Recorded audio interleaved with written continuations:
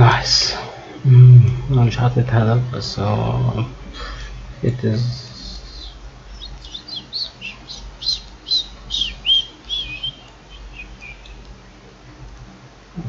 على هنا ولا على مفيش متصل، مفيش حد متصل بالإنترنت موجود. أحلى ماشي. الموضوع كل ما اجي اتكلم لك الموضوع واسكت، مش عارف بهنك تقريبا. المهم قصة، مش الموضوع بقى قصة. حد يخش طيب يعني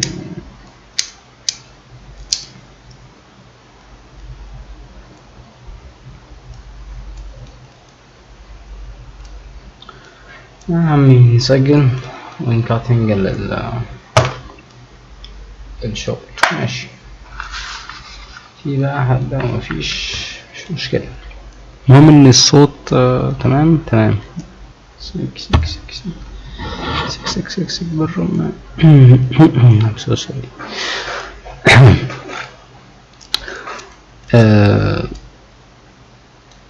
بعد مباراة النهاردة الأهلي وبيراميدز، الأهلي بقى عنده رأس حربة، بمعنى رأس حربة يعني هو الشخص الفينيشنج أو الشخص اللي بيفنش فعلا الهجمة بالشكل المثالي. أكيد في أخطاء بتجلي أحيانا بتجلي، بس فكرة إنك عندك مهاجم بيعرف يخلص من ربع فرصة أو من فرصة صغيرة هجمة.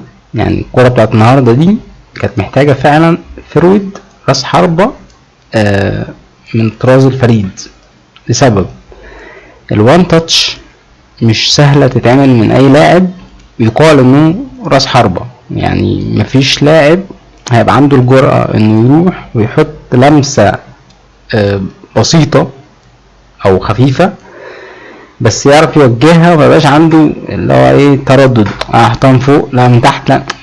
في لعيبة كده بتخاف او مبتعرفش تتصرف في مواقف هي مفروض اصلا معمولة او بتلعب البوزيشن ده عشان اللقطة دي. يعني انت اصلا بتلعب راس حربة عشان اللقطات اللي زي دي، انفرادات كرة مع انت والحارس، فلازم تقدر تفكر في جزء من الثانية، في جزء من الثانية انك تفنش الكرة ازاي.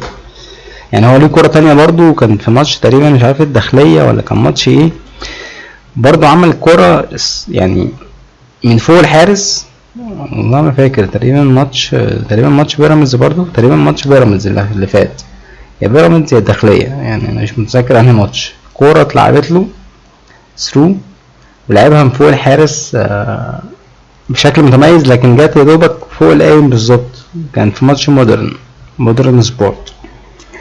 ففكرة انك عندك حارس بيفنش كده 11 هدف في 14 ماتش، ده رقم مش عايز اقول انه اعجازي بالنسبة للاعيبة الدوري المصري، يعني عشان ما نبقاش ايه مش رقم اعجازي بشكل عام، اللي هو هدف وكسر وجزء من الكسر في المباراة، او هدف يعني اقل من هدف بكسور بسيطة في المباراة، ده رقم هو مساهم في مجمل 13 هدف 14 هدف، صنع 3 و11 هدف في 14 ماتش، يعني مساهم في هدف كامل في كل مباراة.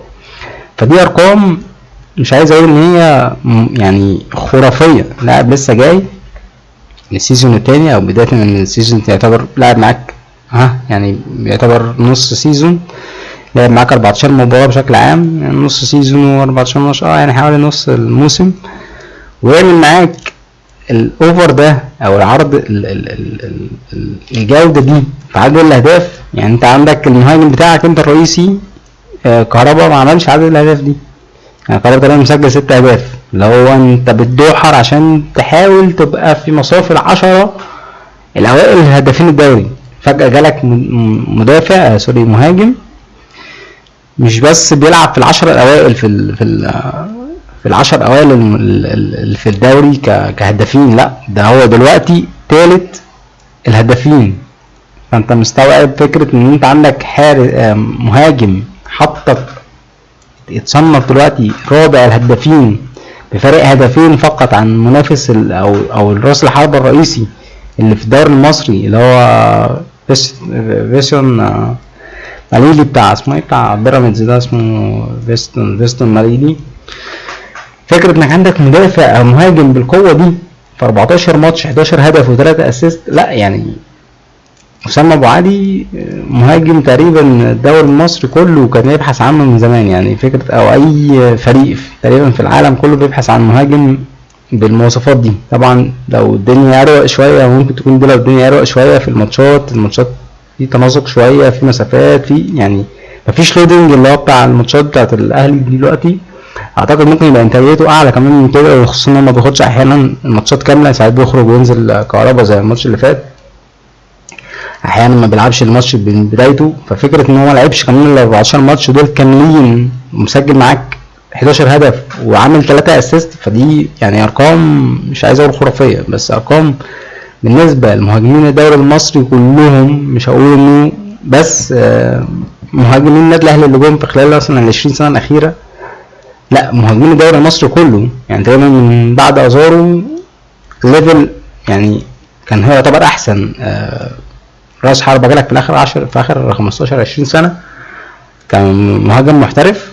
ازارو يعتبر احسن واحد، كان تقريبا عامل ريكورد 18 او 20 هدف بنهايه السيزون، او لعب معاك كامل يعني دوري كامل كان جايب 20 او 22 هدف في الموسم كله.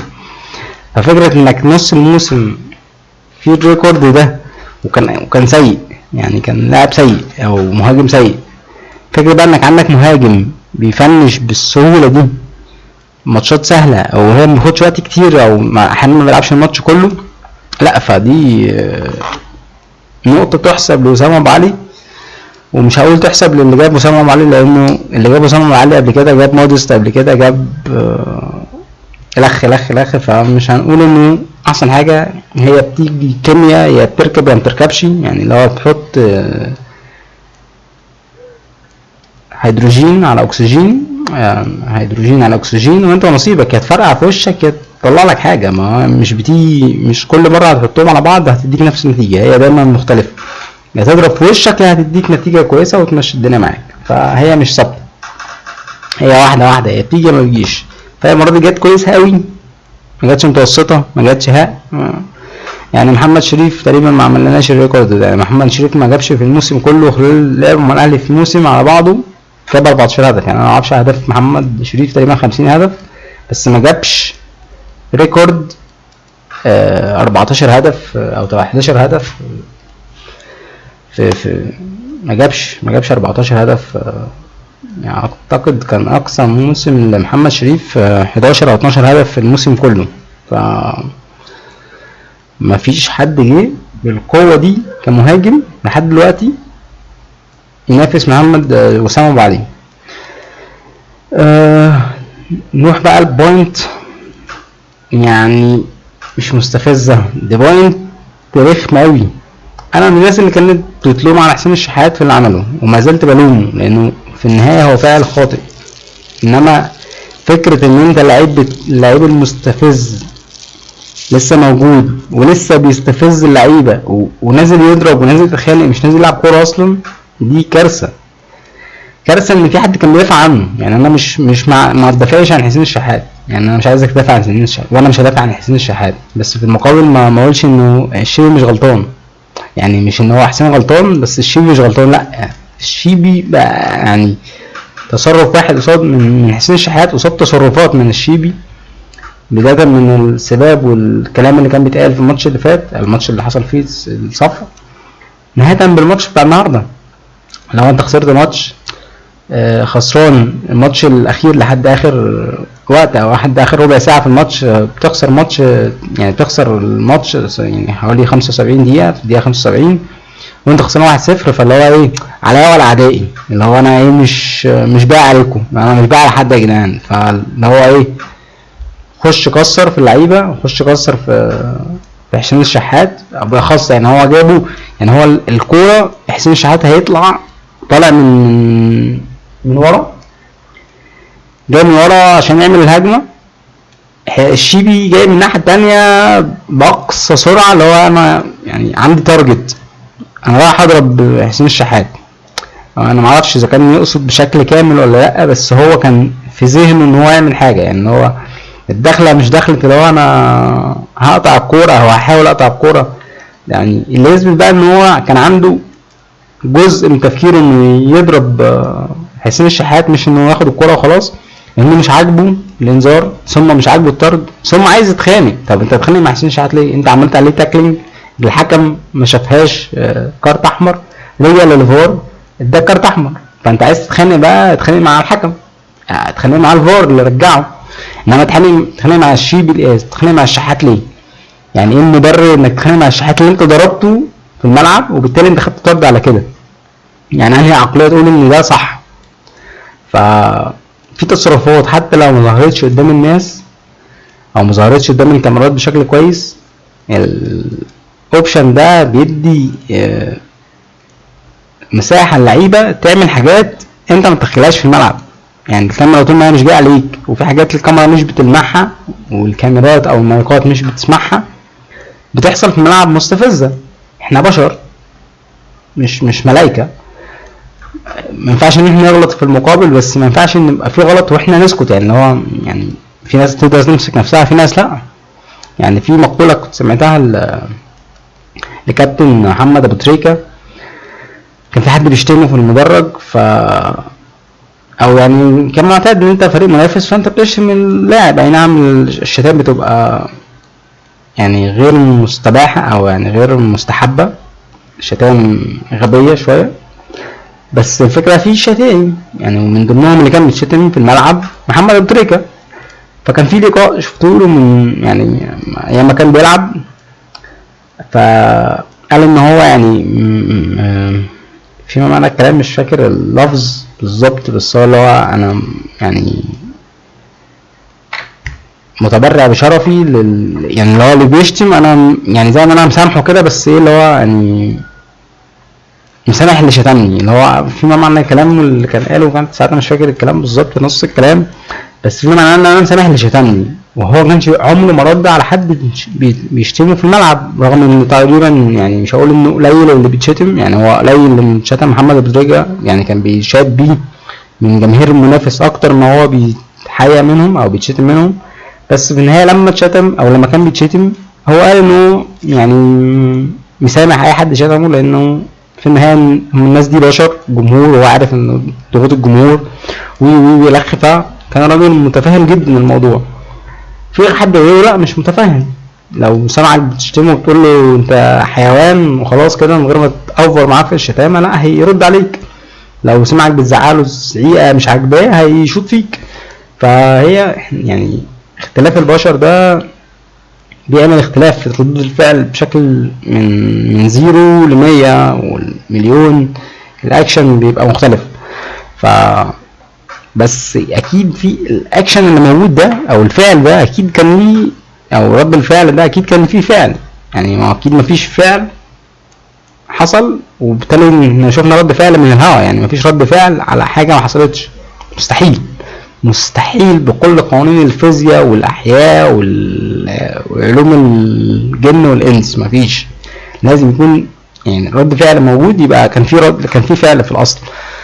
ف يعني حتى في لقطه في الدقيقه 73 اللي هو قبل الطرد بتاع الشيبي نفسه مع زميله او يعني ابن بلده بالبلدي كده، ابن بلده في المغرب اللي هو رضا سليم، يعني خبطوا في بعض فرضا سليم وقع، فبيشدوا شده اللي هو لو حد رجع للدقيقه 73 بالظبط بيشدوا شده اللي هو يعني عصبيه، حتى باين في وشه ان هو يعني متضايق، اللي هو بيشده انت قوم معاه انجزنا انت هتقرفنا وتنام. فهو حتى رضا سليم بقى هنا بقى البوينت او النوع التاني، رضا سليم خد الموضوع بضحك وضحك كده وعدى الموضوع وخلصت وعدت اللقطه، يعني ما خدتش وقت بسرعه، لان هو رضا سليم ما اداش اكشن جامد ولا اتعصب على الشيبي بسبب الشده دي ولا حاجه، فعدى الموقف.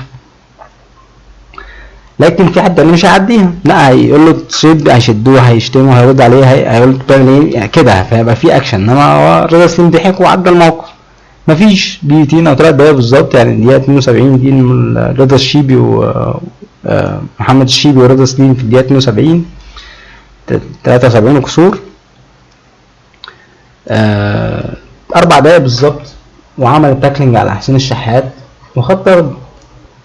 ففكرة ان انت لاعب مؤذي، وكذا في كذا لقطة ليه مع كريم فؤاد ومع امام عاشور تقريبا، لقطات اللي هو بيخش بعنف، هو حتى مش بيحاول يعتذر، يعني هو تقريبا كان في لقطة لكريم فؤاد مع كريم فؤاد، فاللي هو ايه وطى يعتذر، بعد كده قال لك لا هو انا هعتذر، لا راح ماشي وسايب كريم فؤاد في الارض.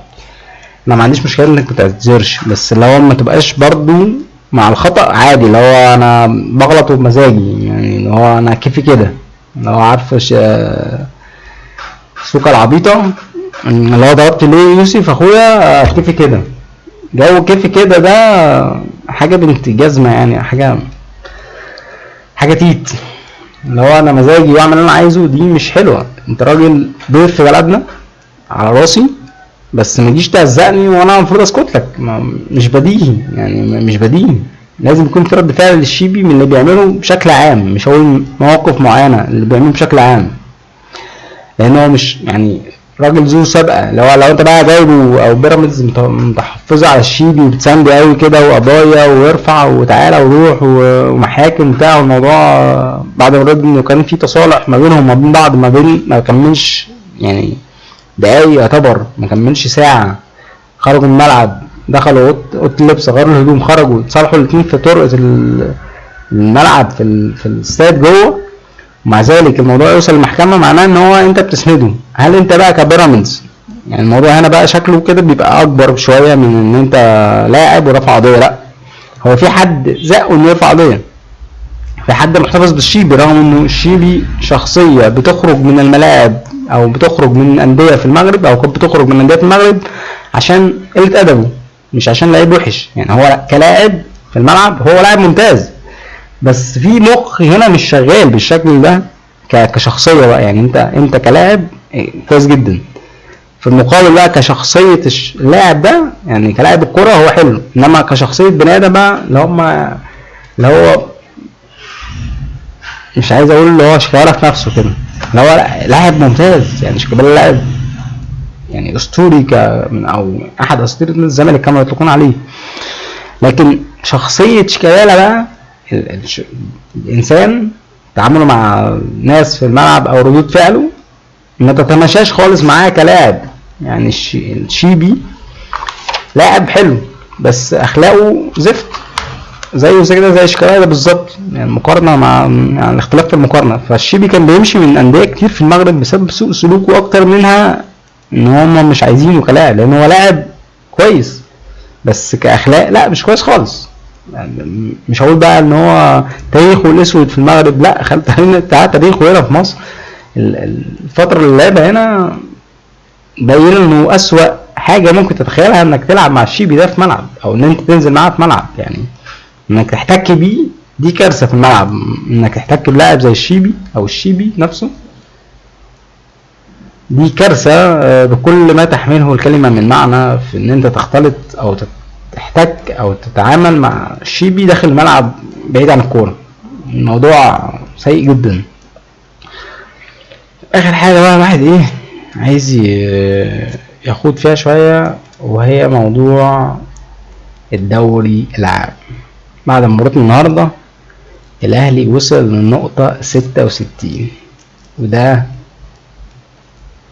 بيخلي حظوظه في الدوري كما انا معتقد مش كحد تاني ان الدوري اقرب للاهلي بنسبة 90% منه البيراميدز، يعني 90-10. انا كنت قلت من قبل الماتش الاولاني ان نسبة الفوز الاهلي من 60-40، دلوقتي بعد فوز الاهلي في المباراة الثانية نسبة الفوز الاهلي بالدوري اصبحت 90-10، عشان الاهلي لحد دلوقتي فرق نقطتين، في مقابل انه عنده ماتش مع المصري، بس هو هيبقى فيه بوينت بقى اللي هي الورقة مقص دي، الماتش الجاي بيراميدز هيلاعب الزمالك، والاهلي هيلاعب المصري اللي هو المنافس اللي تحتيه على طول، او المنافس اللي تحتيه، هو مش بنفسه بس هو يعني هو الفريق اللي تحتيه في الترتيب الثالث، هو بعيد خلاص عن انه ينافس المركز الثاني، يعني المركز الاول والثاني خلاص بشكل رسمي بيراميدز اهلي بيراميدز، 90% اهلي 10% بيراميدز.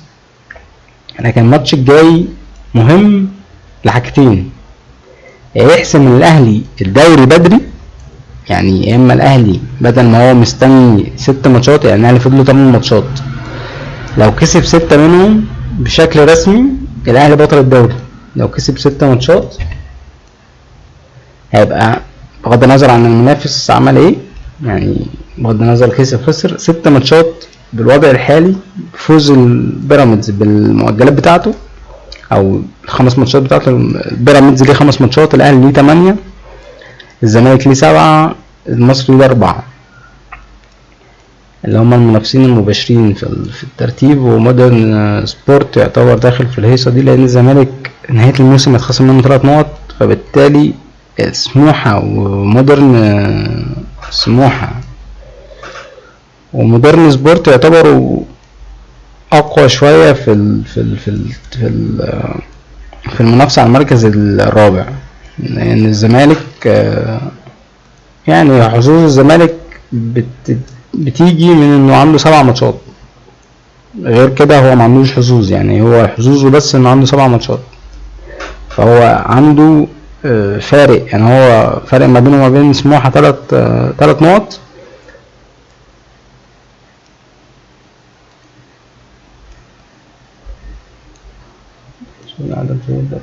بس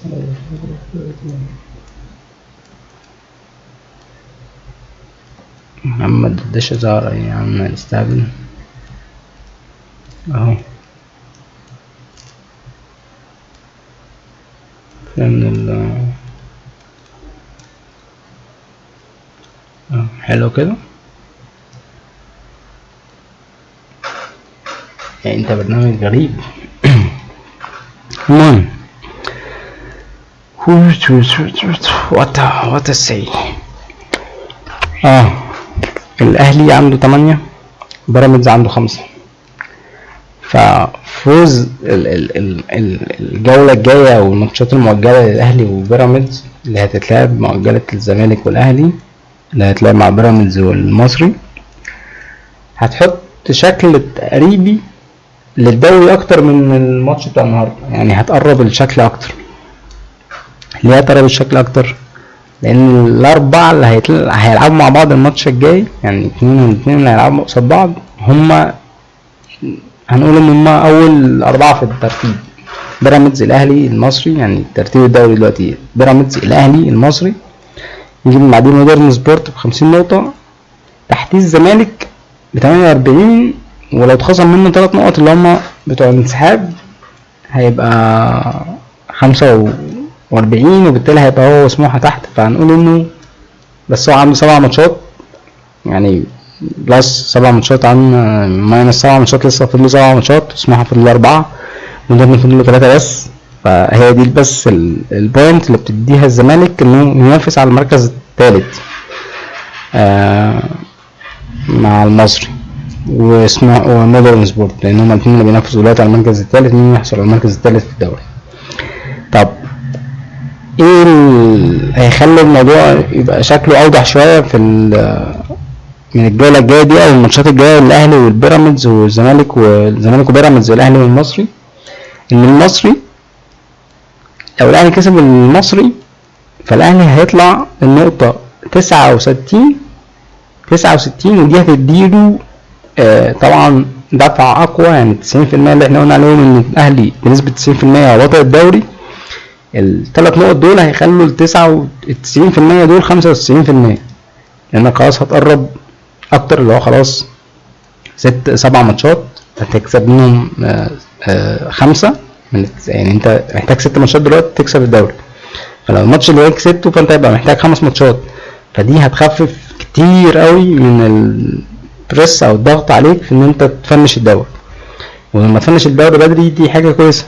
طب ايه اللي هيساعد بقى ويخلي 95% بتوع ماتش المصري لو انت كسبته يبقوا 97%. الدوري يتحسم بدري كمان 4 ماتشات مش 5. لو الزمالك كسب بيراميدز، يعني الزمالك محتاج يكسب بيراميدز عشان ينافس المصري. الزمالك محتاج يكسب بيراميدز عشان ينافس المصري على المركز الثالث، والمصري محتاج يكسب الاهلي عشان يبعد عن الزمالك ومودرن سبورت في المركز الثالث، وبيراميدز محتاج يكسب الزمالك عشان ينافس على الدوري، عشان يبقى لسه اللي هو ايه ظن منه انه لسه جوه الجيم، يعني اللي هو ايه الاهلي يتعثر في ماتشين من 8 او 3 ماتشات كمان. انت محتاج الاهلي يتعثر في ماتشين خساره على الاقل وماتش تعادل مثلا، عشان بيراميدز يكسب الدوري الاهلي لازم يخسر ماتشين وعلى الاقل وتعادل ماتش، يعني اقل حاجه خساره ماتشين وتعادل ماتش. فبيراميدز محتاج يكسب الماتش ده عشان يحس ان هو لسه جوه المنافسه، هو يعني عندي امل رغم ان هم 3 ماتشات، يعني لو كسبهم هيقعد مستني يا الاهلي يكسب ماتشاته ويفنش الدوري يقفل عليه، يا اما ينكد عليه بدري ويخلص الدنيا. فلو الزمالك كسب بيراميدز هيخلي نتيجه فوز الاهلي بالدوري ترفع من 95 بعد فوزه هو على المصري ل 97، اللي هو خلاص 3%. دي اللي هي ايه 4 ماتشات اللي هيبقوا فاضيين، تكسب ماتش التاني الموضوع ايه شبه انتهى، وتعرف تريح لعيبتك بدري، تسحب بقى الناشئين، تطلع الناشئين تلعب بيهم الماتشين اللي فاضيين او 3 ماتشات اللي هيبقوا فاضيين. يعني انت محتاج لو كسبت ماتش المصري اللي هو المنافس المباشر للزمالك على المركز الثالث هيبقى فاضل لك 5 ماتشات وتحسم الدوري. الزمالك بقى يعملها ويخسر ويكسب بيراميدز هيبقى انت محتاج لك 4 ماتشات من ال7 اللي هيبقوا فاضيين. يعني انت لو كسبت المصري هيفضل لك 7 ماتشات على تحسم على الدوري عموما، هيفضل لك 7 ماتشات و5 ماتشات على حسم الدوري. لو الزمالك كسب البيراميدز هتبقى انت محتاج 4 ماتشات من ال7 عشان تحسم الدوري، فيبقى عندك 3 ماتشات بريك ودول 3 اسابيع، يعني تكلمني في مدة قياسية. واعتقد وقتها ممكن يبقى في جيم ينهي بقى الكاس بشكل اسرع شوية، انك تلعب بالكاس ماتشين الكاس في وسط الماتشات ال3 دول الاخرانيين. لو الدوري اتحسم قبل ال3 ماتشات دول يبقى عندك فرصة انك تلعب ماتش الكاس في النص ما بين الماتشات دي بفرقة بمجموعة تانية، يعني الاهلي يلعب ماتشين يومين ورا بعض مثلا الصف الاول يلعب ماتش الكاس عشان ماتش الكاس اهم، خصوصا انك هتلعب قصاد فاركو يعني فرقة دوري ممتاز، ويلعب بالشباب مثلا اللي هم الفرقة بتاعت الاولمبي او الاولمبياد، ده في الاولمبياد. ممكن نشوف فرقة تانية تلعب ماتش دوري الاخير وقبل الاخير بعد حسم الدوري، وبالتالي يبقى انت خلصت من هيصة بتاعت فكرة الضغط المباريات ده وتنتهي من جعبة كبيرة من الماتشات في الفترة اللي جاية. خلصت البطولات اللي عندك، تاخد لو اسبوع بريك قبل السيزون الجديد، وتدي فرصة لبعض الاستشفاءات بقى للتحسن، عودة لاعبين لخ تشوف دخل لاعبين جداد في الدوري، وعلى امل ان احنا نشوف دوري منتظم، نشوف دوري ليه شكل، يعني نشوف دوري كده بيبتدي وينتهي. مش هقول في مواعيد ثابته عشان تقريبا دي ما اعتقدش ان دي ممكن تحصل، ان احنا نشوف دوري بيبتدي وينتهي في مواعيد حقيقيه ومعروفه بتواريخ. مش هقول اوقات بالساعه، يعني هو الساعه الفلانيه هتكون الدوري انتهى، دي مستحيله. ومستحيل برضو ان نعرف تاريخ محدد لانتهاء الدوري الا اذا حصل الدوري من مجموعتين زي 2012 كده والدنيا تمشي صلانسي مجموعتين، والاربعه الاوائل او الاثنين واثنين الاوائل على المجموعتين دول يلعبوا مع بعض دوره مصغره وينتهي الدوري اسرع شويه. تخف ضغط مباريات على الاقل السيزون الجاي، بحيث انك تنظم الموسم اللي بعده. هقول ان انت يبقى عندك ليميت بتبتدي فيه، لانك انت هتعرف تبتدي فين بشكل طبيعي يعني مع بقيه الدوريات في يعني معظم دوريات العالم تبتدي معاهم عادي. ويبقى عندك ليميت مثلا 10 ايام 20 يوم بتنهي فيهم الدوري، مش شهرين 3 بتنهي فيهم الدوري. يعني يبقى عندك متسع. اقول ان انا الدوري هينتهي مثلا معايا من من 20/7 من 1/7 ل20/7 مثلا. يبقى انت في الليفل ده او في الوقت ده في التوقيت ده الدوري بينتهي. مش اللي هو انا مش عارف هينتهي في الوقت ده ولا هينتهي بعديه، لا انا معايا 10 ايام الدوري هينتهي في الوقت ده، حسب بس في تأجيلات حصلت فانا هضغطهم في ال20 يوم دول. 3 ماتشات 4 ماتشات 5 ماتشات هيتأجلوا هيتلعبوا في ال20 يوم دول، يبقى ماليش دعوه. يعني انتوا عندكم ليميتد معين لما بعد انتهاء الموسم هينتهي في اخر 6، في ليكم معاك 15 يوم لو في مؤجلات هيتلعبوا فيهم، ما يخصنيش ضغطوا بقى ما تضغطوش، مش قصتي. يبقى في نظام والكل يتبعه عشان يبقى عندنا فترات راحه، يبقى عندنا استشفاءات للعيبه، يبقى عندنا موسم فيه بريك كده. الدورات ما يبقاش احنا بنريح والدورات بتتلعب واحنا بنلعب والدورات مريحه. لو انت ماشي عامل زي الصين وامريكا ولا الصين واسيا وافريقيا كده في التوقيت، كل واحد ليه ساعه وكل واحد ماشي بمزاجه. يعني انت بتصحى في وقت ما هم بيناموا وهم بيناموا وقت ما انت بتصحى، والدنيا اخر لخبطه. عايزين نمشي مع الناس كلها على توقيت جرينتش، مش نمشي توقيت بلس ساعتين وهم ماشيين بقى ب5 ساعات 6 ساعات ونفضل مقضيينها كده سنكتين. اول لحد ما نشوف الدوري هينتهي امتى وهيبتدي امتى وهينتهي السيزون الجاي امتى. فلنا ولكم لقاء اخر، مع السلامه.